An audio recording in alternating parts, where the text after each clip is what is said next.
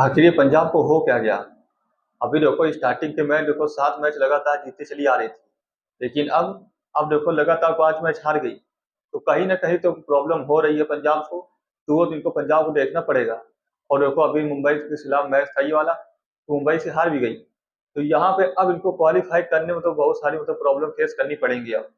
क्योंकि देखो इनका कितने पॉइंट थे, शायद 13 पॉइंट थे। अब शायद 2 में 2 इनको जीतना ही पड़ेगा, दोनों में दोनों। अगर नहीं जीतते हैं तो फिर इनका काम खत्म है। और फिर लेकिन हाँ, एक बार मैं आपको बता देता हूँ कि इससे मतलब पंजाब को हारने से 2 टीमों को फायदा हुआ है। वो कौन सी टीम है? एक तो देखो हो गई कौन सी, सीएसके हो गई, जिसका आज मैच है एलएसजी के खिलाफ। और दूसरी कौन सी टीम हो गई? राजस्थान हो गई। हाँ, लेकिन अभी केकेआर के पास भी मौका है, ऐसी बात नहीं है। केकेआर अगर पूरे मैच अगर लगातार जीत जाती है तो वो भी क्वालीफाई कर जाएगी, ऐसी बात नहीं है। तो देखो पंजाब की तो मुश्किल होगी, लेकिन पंजाब के आने से 3 टीमों के लिए जाना तो क्या आसान हो गया है। एक देखो सीएसके हो गया, दूसरा हो गया राजस्थान हो गया, और तीसरा हो गई केकेआर। तो इनको तो फायदा मिल रहा है।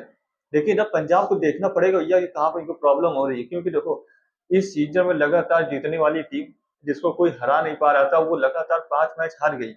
तो कहीं ना कहीं तो प्रॉब्लम है। या तो देखो कप्तानी में प्रॉब्लम आ रही है, या तो देखो फील्डिंग में तो देखो प्रॉब्लम आ ही रही है। तो फील्डिंग की बात हम लोग करेंगे नहीं, क्योंकि फील्डिंग में तो हर एक मैच में कैच तो छूट ही रहा है। फिर चाहे किससे ले लो, कैच तो छूटता ही छूटता है। वो तो हो ही गया। मुझे लगता है शायद तिलक वर्मा का कैच छूटा था, तो जो तिलक वर्मा ने मैच जिता दिया। तो ये इनकी देखो प्रॉब्लम की बात है कि कैच इनका छूट रहा है जो। लेकिन बाकी हम लोग बात करेंगे बॉलिंग की, तो बॉलिंग इतनी खराब नहीं होती। बॉलिंग बॉलिंग तो फिर भी ठीक है। तो ज्यादा मतलब कि इन लोग की इकोनॉमी भी नहीं है कि तो ऐसी हाई फाई वाली इकोनॉमी हो। और बैटिंग भी इनकी खराब नहीं है, बैटिंग से देखो 200 रन बना लिया था। तो पता है प्रॉब्लम कहाँ हो रही है, वो तो इनको देखना पड़ेगा। मुझे भी नहीं समझ में आ रहा। लेकिन मुझे पर्सनली इनके लिए बुरा फील हो रहा है। क्यों? मैं खुद एक देखो मुंबई इंडियंस का फैन हूँ।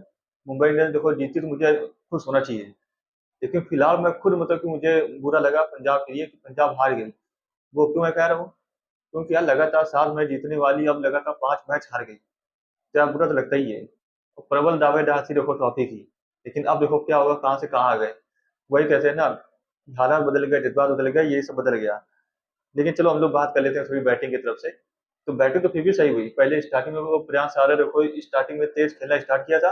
और जैसे वो जाने जाते हैं तेज खेलने के लिए, वैसे तेज खेले। ठीक है। लेकिन कल प्रियांश आर्य फिर भी थोड़ा सा स्लो हो गए, क्योंकि 129 का स्ट्राइक रेट है। और वैसे वो जाने नहीं जाते। वो 200 की प्लस की स्ट्राइक रेट से तो खेलते ही खेलते हैं। फिर इसके बाद वो आउट हो गए। फिर इसके बाद परम सिंह सिमरन, वो स्टार्टिंग में थोड़ा मुझे लग रहा था कि स्लो खेल रहे हैं, लेकिन बाहर में आके वो अपना स्ट्राइक रेट अच्छा कर लिया। और 178 के स्ट्राइक रेट के साथ साथ अपना 57 रन मारा तो अर्धशतक पूरा कर लिया। और 3 या 4 के अर्धशतक हो गया इस सीजन। फिर इसका कॉपर कॉलनी हो गया। कॉपर कॉलनी तो मतलब रन बॉल करके खेल रहे थे। फिर इसके बाद एक बॉल में से आउट हो गए, तो यही हो गया कि 22 गेंद में 21 रन मारा। फिर श्रेयस अय्यर एक चौका मारा, फिर दूसरी गेंद में आउट हो गया। समझ में नहीं आया उनको कि शार्दुल ठाकुर ने एक ऐसी बॉल करा दी, तो वहां पर उनका स्टम्प ही डाई जाके उखड़ गया। तो वहां पे होता कि श्रेयस अय्यर को समझ में नहीं आया कि कैसा क्या होगा, कहाँ से हो गया, आउट होके चले गए। सेंगड़े स्टार्टिंग में आए, लेकिन हाँ अच्छा शॉट मारा, इसी बार नहीं है शॉट नहीं मारा। एक उसको बहुत ही अच्छा मतलब कि शॉट मारा था जिससे छक्का गया था। इसके बाद वो भी आउट होके चले गए। फिर इसके बाद शशांक सिंह तो उनसे देखो बैट से ना ही बैट्स रन बन रहा है, ना ही फील्डिंग से अच्छी हो रही है। तो क्या तो इस समय बहुत ही मतलब बेकार समय चल रहा है, बहुत ही खराब समय चल रहा है। तो इनको करना पड़ेगा। लेकिन बात करते हैं उमर जाई की। उमर जाई देखो बैटिंग में भी दिख रहे थे और बॉलिंग में दिख रहे थे। पहले तो लग रहा था कि शायद ये टीम 200 रन भी नहीं बना पाएगी। लेकिन फिर उमर जाई आए, 17 गेंद में 38 रन मारा। और मतलब ताबड़तोड़ पारी तो खेले ही हो, तो सबको पता है। और बैटिंग करना भी जानते हैं। जब बैटिंग करना जानते हैं तभी इतना देखो तेज खेला है। 223 का स्ट्राइक से खेला है। तो यहाँ पे देखो बात मानेंगे, क्योंकि देखो हम लोग किसकी इनको किसकी जगह स्टोनिस की जगह इनको खिलाया गया था। मार्को स्टोनिस है, उनकी जगह इनको खिलाया गया था। तो काम तो कर दिया, अपना काम इन्होंने किया। क्योंकि जहाँ 200 रन बनने के आसान नहीं लग रहे थे, वहां पर देखो इन्होंने ताबड़तोड़ पारी खेली। फिर इसके बाद तो मार्को जेंसन देखो आउट हो गए, लेकिन विष्णु विनोद हो गए और बाटलेट हो गए। ये लोग मतलब कि अच्छा खेले ये लोग भी। क्योंकि 8 गेंद में देखो 15 रन मारा किसने? विष्णु विनोद ने। और 7 गेंद में 18 रन मारा बाटलेट ने। तो मुझे लगता है इन तीनों की शानदार पारी बदौलत, जो तो कि नीचे के ये आए हैं, इन तीनों के शानदार पारी बदौलत पंजाब 200 रन बना पाई। और वो पहले मुंबई क्या कर रही थी, पहले स्टार्टिंग मुंबई के देखो अच्छे तो कवर करा रही थी, बॉलिंग अच्छी करा रही थी। लेकिन आखिरी के 3 ओवर में थोड़ा सा ये लोग मार खा गए। इसी वजह से 200 हो गए। लेकिन कोई बात नहीं, हमारी तो फिर भी जीत गई। तो अब हम लोग बात करते हैं किसकी तरफ से, एमआई की तरफ से। तो एमआई की देखो बैटिंग के हिसाब से देखा जाए तो सबसे पहले रखवाए कौन, रोहित शर्मा और राय रिकल्टन। तो राय रिकल्टन तो अपने फॉर्म में वैसे भी चल रहे हैं, बहुत ही तगड़े फॉर्म में चल रहे हैं, और उनको ये नहीं फर्क पड़ रहा था कि बॉल उधर रुक के आ रही थी कि पिच कैसी है। पिच थोड़ी सी गड़बड़ थी, ये तो मानना पड़ेगा, क्योंकि देखो पिच में इतनी ज्यादा मदद रही थी बैटर के लिए। फिर इसके बाद तो उनको तो कोई फर्क नहीं पड़ा, वो तेज गेंद में 48 रन मारा, 200 की स्ट्राइक रेट, और चौके छक्के दोनों चार चार ही मारे। लेकिन थोड़ा रोहित शर्मा स्ट्रगल करते नजर आ रहे थे और रन बॉल करके खेल रहे थे। फिर इसके बाद 26 गेंद में 25 रन बना के आउट होके चले गए, फिर भी 2 छक्के मार दिए। फिर इसके बाद नमन धीर एक छक्का तो मारा, लेकिन इसके बाद वो भी आउट हो गया। लेकिन फिर तिलक वर्मा है, और फिर तिलक वर्मा स्टार्टिंग में तो लग रहा था कि आराम से खेल रहे, लेकिन बाद में फिर अपना वो एक्सपीरियंस जो तो जैसे वो खेलने वाले जाने जाते हैं वैसे खेला, तो 33 गेंद में 75 रन मारा, तो पूरा मैच फिनिश करके आए, मैच पूरा जिता के आए। वैसे मैच फंस गया था आखिरी में, ऐसी बात नहीं है, मैच टक्कर ही का हुआ था, क्योंकि शायद कितने रन चाहिए थे, आखिरी ओवर में 15 रन चाहिए थे शायद, आखिरी ओवर 15 रन चाहिए थे, तो देखो मैच बना के दिया था अच्छा खासा, और जिता भी दिया बड़ी आसानी से। इसके बाद रदरफर्ड आने को 21 गेंद में 20 रन मारा। इसके बाद विल जैक्स ने तो कि अच्छा साथ दिया, 10 गेंद में 25 रन मारा, और ओवरऑल ये सब लोग मिला के, और फिर इसके बाद एमआई मैच जीत गई, और फिर उधर पंजाब मैच हार गई। तो प्रॉब्लम तो पंजाब के लिए हो ही रही है।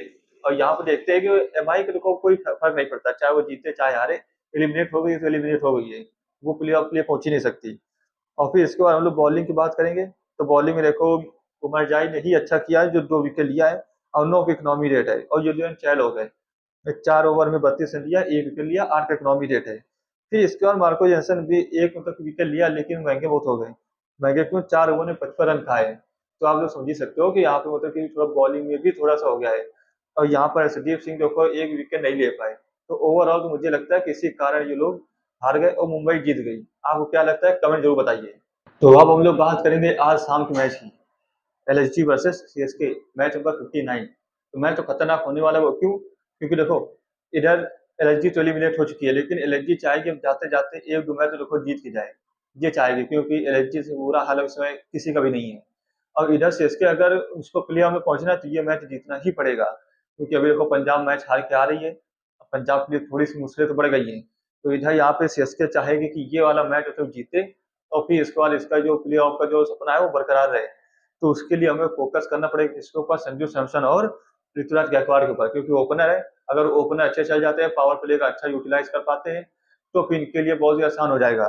तो उसके लिए सबसे पहले फोकस तो हम लोग को करना पड़ेगा संजू सैमसन और ऋतुराज गायकवाड़। फिर इसके बाद उर्विल पटेल ने देखो 13 गेंद में 50 रन मारा है, तो देखो काबिलियत तो है, लेकिन वो सही से फॉर्म नहीं है। लेकिन मुझे लग रहा है कि अब इस फॉर्म में आ जाएंगे, क्यों, क्योंकि 13 बॉल में देखो 50 रन मारा है, तो उसका खुद तो वो मन में रहेगा ना कि हाँ मैंने इतनी तेज मारा है, तो मैं चल सकता हूँ, आराम से खेलूंगा।